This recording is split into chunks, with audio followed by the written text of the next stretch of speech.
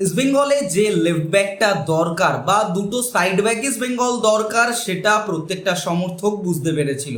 তবে ইস্ট বেঙ্গল যে মুহূর্ত থেকে অভিষেক টেকচাম সিং এর পেছনে পড়েছিল সে মুহূর্ত থেকে একটা এক্সপেকটেশন দেখা যাচ্ছিল ইস্ট বেঙ্গল সমর্থকদের মধ্যে যে একটা ভালো ডিলের দিকে ইস্ট বেঙ্গল এগোচ্ছে, একটা ভালো ডিফেন্সিভ ব্লকার বলা যায়, যে ওভারল্যাপ থেকে শুরু করে বল ডিস্ট্রিবিউশন প্রত্যেকটা জায়গায় মানে একটা কম্প্যাক্ট লেফট ব্যাক বলা যায় বা ব্যাক বলা যায় যে ইস্ট বেঙ্গলকে প্রচণ্ডভাবে হেল্প করবে এবং ইস্ট বেঙ্গল ডিফেন্সকে রক সলিড করার দিকে অনেকটা বেশি সাহায্য করবে। তবে এর পরবর্তীতে মোহনবাগান ডিলটা ঢোকে, পাঞ্জাব এফসি তাদের ট্রান্সফার ফি বাড়িয়ে দেয়, নিখিল প্রভু নামটাও ইস্ট বেঙ্গল যুক্ত হয় ইস্ট বেঙ্গলের মাঝ মাঠের ক্ষেত্রে। তো একসাথে ডিলটা এমন জায়গায় গিয়ে দাঁড়ায় যে পাঞ্জাব এফসি যা ট্রান্সফার ফি এক্সপেক্ট করছে বা ডিমান্ড করছে সেটা রিচ করতে পারছে না কেউই, কারণ অনেকটা হাই এবং ইস্ট বেঙ্গল মোহনবাগানের অফার এবং পাঞ্জাবের অফার বা তাদের ডিমান্ড অনুযায়ী প্রায় 1 কোটি টাকার একটা ডিফারেন্স দেখা যাচ্ছে। তো ইস্ট বেঙ্গল এই মুহূর্তে জয় গুপ্তাকে অফিসিয়ালি অফার করেছে। তো জয় গুপ্তা এবং অভিষেক দুজনেই অবভিয়াসলি ভালো প্লেয়ার।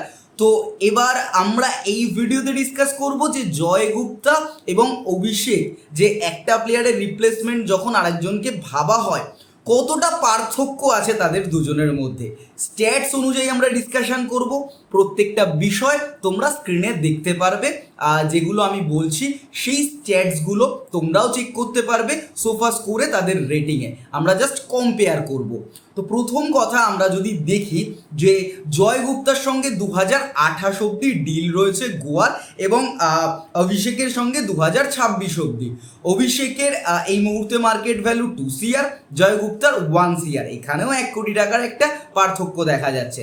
তবে জয় গুপ্তার যে ডিলটা রয়েছে সেটা মেবি 2028 অব্দি পুরোপুরি মানে সম্পূর্ণরূপে কন্ট্রাক্ট নেই, প্লাস একটা যুক্ত রয়েছে মানে তোমার যদি পারফরমেন্স ভালো হয় সেই বেসিসে, যদিও এই বিষয়ে কনফার্মেশন আমরা দিতে পারবো না।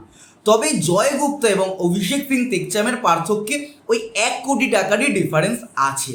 কারণ আমরা যদি দেখি অভিষেক সিং 20 বছর বয়সী, ন্যাশনাল টিমের হয়ে হংকংয়ের বিরুদ্ধে দুর্দান্ত একটা পারফরমেন্স দিয়েছে।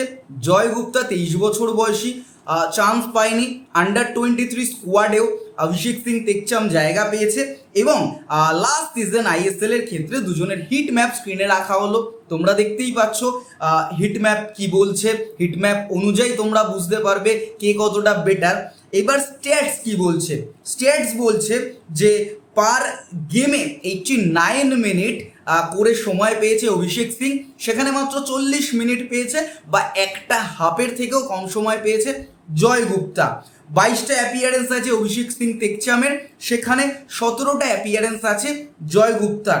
গোলস দুজনেরই 0, অ্যাসিস্টও দুজনেরই 0। লং বলের ক্ষেত্রে জয় গুপ্তা অভিষেক সিংয়ের দিকে এগিয়ে 2.4 আছে। এই যে রেশিওটা 2.4 এটা কিন্তু পয়েন্ট সিস্টেমে এটা বিচার করা হয় এবং এটা সোফার স্কোর রেটিং 2.4 যেখানে জয়গুপ্তার আছে সেখানে 1.8 রয়েছে অভিষেক সিংয়ের। লং বলের ব্যাপারে বেটার কেন, অভিষেক সিংয়ের থেকে জয়গুপ্তার ক্রসগুলো ভালো হয় এবং অভিষেক সিং অনেক বেশি পায়ে বল এবং ওয়াল খেলতে পছন্দ করে, ঠিক এই কারণে যারা খেলা দেখেছো দুজনের অবজার্ভ করবে এই জিনিসটা খুব ভালোভাবে। এবার মেইন জিনিস যেটা একটা ডিফেন্ডার বা ব্যাক সিস্টেম প্লেয়ারের সব থেকে বেশি দরকার সেটা পর্যালোচনা করা যাক। ইন্টারসেপশন 0.2 জয় গুপ্তা, 2.1 অভিষেক সিং। ট্যাকেলস 2.0 অভিষেক সিং, 1.0 জয় গুপ্তা। 0.9 ড্রিবলস সোফা স্কোর রেটিং রয়েছে অভিষেক সিংয়ের এবং 0.3 রয়েছেন জয় গুপ্তার। 2.4 ক্লিয়ারেন্সে রয়েছে অভিষেক সিংয়ের, জয় গুপ্তার 0.9।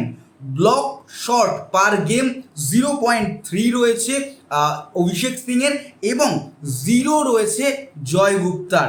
সাকসেসফুল ড্রিবলের ক্ষেত্রে অভিষেক সিং রয়েছে 0.8, জয় গুপ্তা সেখানে 0.2। গ্রাউন্ড ডুয়েল উইনের ক্ষেত্রে অভিষেক সিং 3.6, জয়গুপ্তা 1.4।